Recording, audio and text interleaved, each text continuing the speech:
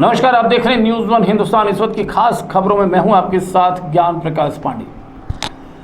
रुड़की के मंगलौर कोतवाली क्षेत्र में टांडा अकबरपुर में बड़ा मामला सामने आया है, जहां पर एक विवाहिता ने ससुरालियों ने बेरहमी से पीट डाला। वहीं विवाहिता के परिजनों का आरोप है कि उनकी लड़की को ससुरालियों ने मिलकर जहरीला पदार्थ भी दिया, जिसकी हालत गंभीर बनी हुई है। परिजनों द्वारा विवाहिता को उपचार के लिए रुड़की सिविल अस्पताल लेकर पहुंचे, जहां पर डॉक्टरों ने युवती की हालत को नाजुक देखते हुए हायर सेंटर रेफर कर दिया। विवाहिता के परिजनों का आरोप है कि ससुरालियों की तरफ से कार और बुलेट की काफी लंबे समय से मांग की जाती रही, जिसको लेकर उनकी तरफ से कुछ समय भी मांगा गया, पर बावजूद इसके अब ससुरालियों और उसके पति ने मिलकर उसकी लड़की के साथ लाठी डंडों से मारपीट की है, जिसमें उनकी लड़की बुरी तरीके से लहूलुहान हालत में है। वहीं परिजनों की तरफ से ससुरालियों की तरफ से जहर देने का आरोप भी लगाया गया है।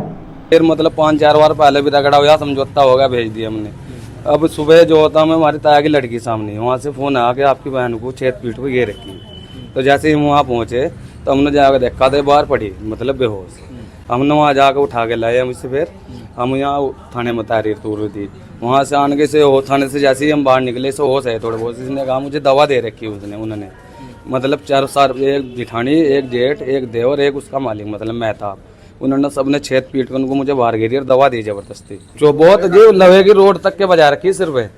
और गिंडासा कहीं कुछ है उनको हम जो खत्म ही करेंगे बिल्कुल। फिर 4 बच्चे जी। अब क्या चाहते हैं आप लोग? हम इंसाफ चाहिए।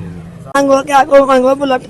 अच्छा, 4 पंजों की कार मांग रहे हैं। हम अपनी बच्ची का बदला चेहरा जैसी हमारी करी हो बस। कहाँ पे आई थी? अकबरपुर। पहले तो ही करो, बाप सीधा था जो भेज देता वहाँ से, चल बच्ची अपना निभा कर ले। उन्होंने निभा नहीं हमारी बच्ची का कराया। क्या चाह रहे हैं आप लोग? आप बदला इंसाफ चाह रहे हैं हम।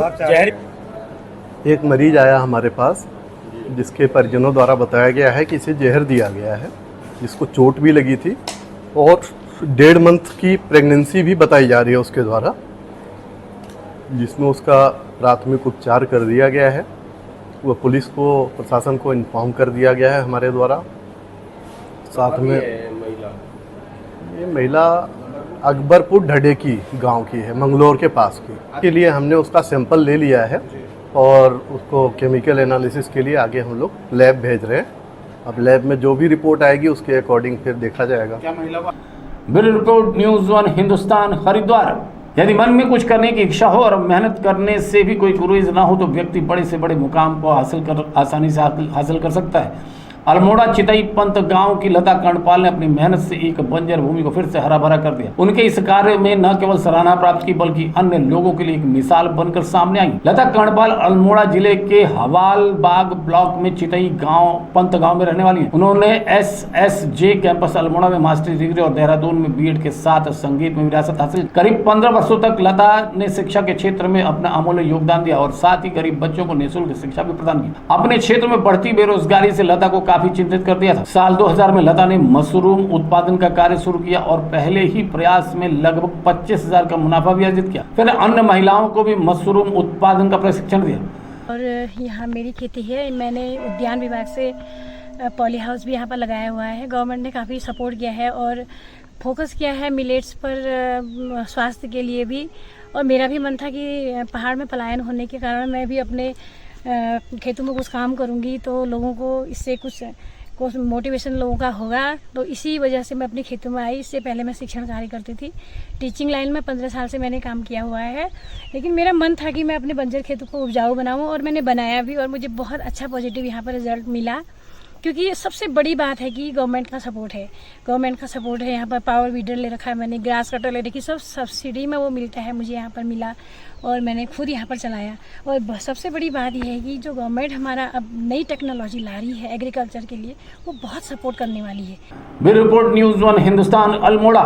रायबरेली में अधिकारियों की लापरवाही से जर्जर पुलिया से गुजरने को मजबूर ग्रामीण, कभी भी हो सकता है बड़ा हादसा। ग्रामीणों में फैल रहा है आक्रोश।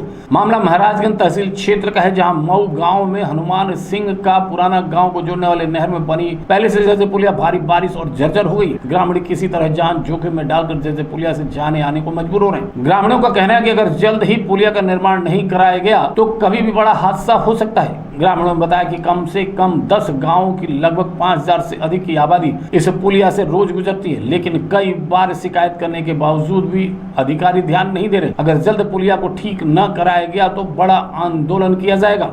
में टूटा हुआ है मऊ डी रजबहा में। ये मऊ से निकल के जी ये डी तरफ को गया हुआ, कम से कम 2-3 न्याय पंचायतों को आना जाना है। यहाँ से डेली कम से कम 4-6 हज़ार लोग स्कूल से निकलते हैं। ये कम से कम लगभग हो गए 2 साल, 2-3 साल हो गया जी। इसमें कम से कम 7-8 गाँव का आदमी आता। अरे वही कम से कम यहाँ दिन भर में कम से कम 3-4 से महीने निकल जाते आवाज जाते हैं।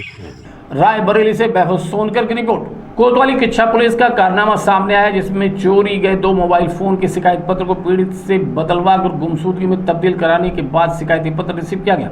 कोतवाली पुलिस अपनी नाकामी से इतनी परेशान है कि आपराधिक घटनाओं को छुपाने में कोई कोर कसर नहीं छोड़ रही। पुलिस के कारनामे में देखिए कि नगर के वार्ड नंबर 16 विकास कॉलोनी निवासी अमरपाल पुत्र लालता प्रसाद ने बताया कि बीती 10 अगस्त की आधी रात में अज्ञात चोरों द्वारा उनके घर में रखे 2 मोबाइल फोन चोरी कर लिए गए तथा दुकान की बिक्री में रखे 16,000 रुपए भी लेकर चपत हो। सुबह आंख खुलने पर प्रार्थी को चोरी का पता लगा। पीड़ित अमरपाल ने बताया कि सुबह दोनों मोबाइल फोन व नकदी चोरी होने की तहरीर लेकर कोतवाली पहुंचा। पुलिस को चोरी की घटना से अवगत कराते हुए रिपोर्ट दर्ज करने की गुहार लगाई। अमरपाल का कहना है कि चोरी की तहरीर पर कोतवाली पुलिस आग बबूला हो गई। उसको डांटते फटकारते हुए कहा कि मोबाइल फोन चोरी के स्थान पर मोबाइल फोन गिर कर खो गए की तहरीर लिखवा कर लाएं, तभी शिकायत पत्र रिसीव किया जाएगा।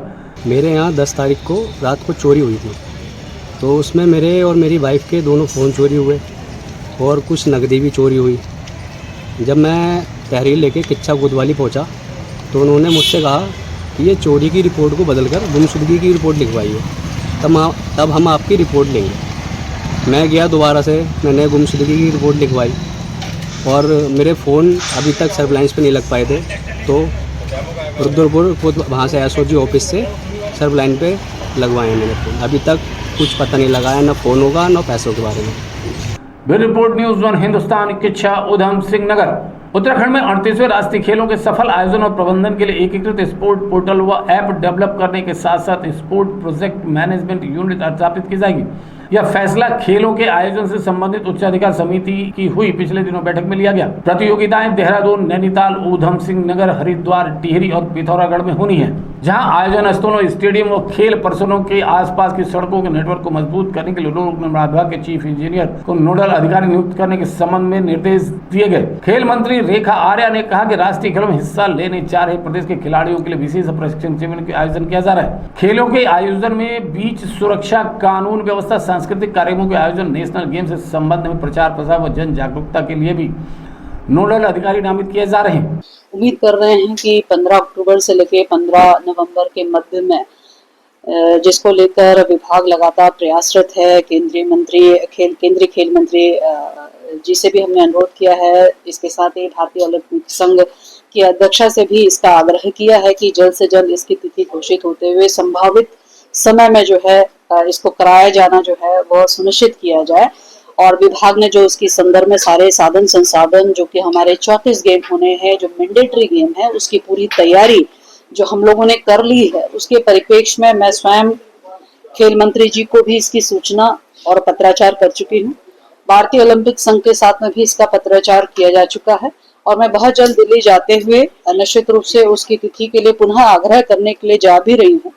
तो मेरा मानना है कि राष्ट्रीय खेलों को लेकर सरकार, विभाग, माननीय मुख्यमंत्री जी के दिशा निर्देश में हमारी संपूर्ण तैयारियां हैं।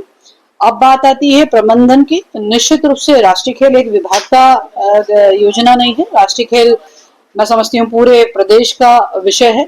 इसमें जिन जिन विभागों की सहभागिता बनती होगी, निश्चित रूप से माननीय मुख्यमंत्री जी ने उन विभागों को साथ में सहयोग के रूप में काम करने के निर्देश दिए हैं। मैं उत्तराखंड ओलंपिक एसोसिएशन से बात भी करी है कि वे बेहतरीन खिलाड़ी जो है वे उसकी छटाई करें और उसके लिए जो है कैंप के संदर्भ में विभाग उसके लिए हर प्रकार की मदद करने को तैयार है। तो उस दिशा में लगातार काम चल रहा है। Bureau report news 1 Hindustan Haldwani. Uttarakhand में परिवहन विभाग की तरफ से बाइक रेंटल योजना चलाई जा रही है। इस योजना में उत्तराखंड वासियों को रोजगार भी बढ़ेगा और इसके साथ ही पर्यटकों को भी इसका लाभ मिलेगा। बाइक रेंटल योजना एक ऐसी योजना है जिसको उत्तराखंड का कोई भी निवासी लाभ ले सकता है। परिवहन अधिकारी शैलेश तिवारी ने बताया कि बाइक रेंटल योजना में परिवहन विभाग से एक लाइसेंस लेना होता है और इसके कई मानक होते हैं, जिसमें कि लाइसेंस धारक उत्तराखंड का वासी, उसके पास 5 गाड़ी टू व्हीलर होना अनिवार्य और पार्किंग की व्यवस्था भी होनी अनिवार्य है। इसके साथ ही सभी गाड़ी कॉमर्शियल में रजिस्टर्ड होनी चाहिए। इससे पर्यटकों को भी लाभ मिलेगा, क्योंकि उत्तराखंड में आने वाले पर्यटक एडवेंचर के रूप में भी इसको इस्तेमाल करते हैं। उन्होंने कहा कि हमारे पर्यटक स्थल हरिद्वार, ऋषिकेश, मसूरी आदि ऐसी जगहों पर योजना कारगर साबित हो रही है। अभी पूरे उत्तराखंड में 500 से अधिक ज्यादा लाइसेंस धारक हैं। इसके साथ ही उन्होंने बताया कि कुछ जगहों पर शिकायत भी आती है, प्राइवेट नंबर पर बाइक चलाई जाती हैं, उन पर हम चालान की कार्रवाई के साथ साथ रेंटल बाइक लाइसेंस निरस्त करने की कार्रवाई भी करते हैं। परिवहन विभाग ने बड़ा ही सराहनीय इसमें एक कदम उठाया है, जिसमें अधिक से अधिक लोगों को रोजगार मिल सकता है।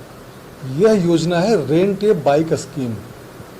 इसमें क्या होता है कि कोई उत्तराखंड का रहने वाला व्यक्ति, उसे मिनिमम 5 गाड़ियाँ लेनी होती है, 5 टू व्हीलर उसके पास होने चाहिए।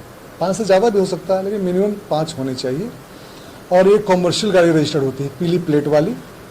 आपका एक एड्रेस प्रूफ होना चाहिए, गाड़ी पार्क करने की जगह होनी चाहिए, टेलीफोन नंबर होना चाहिए।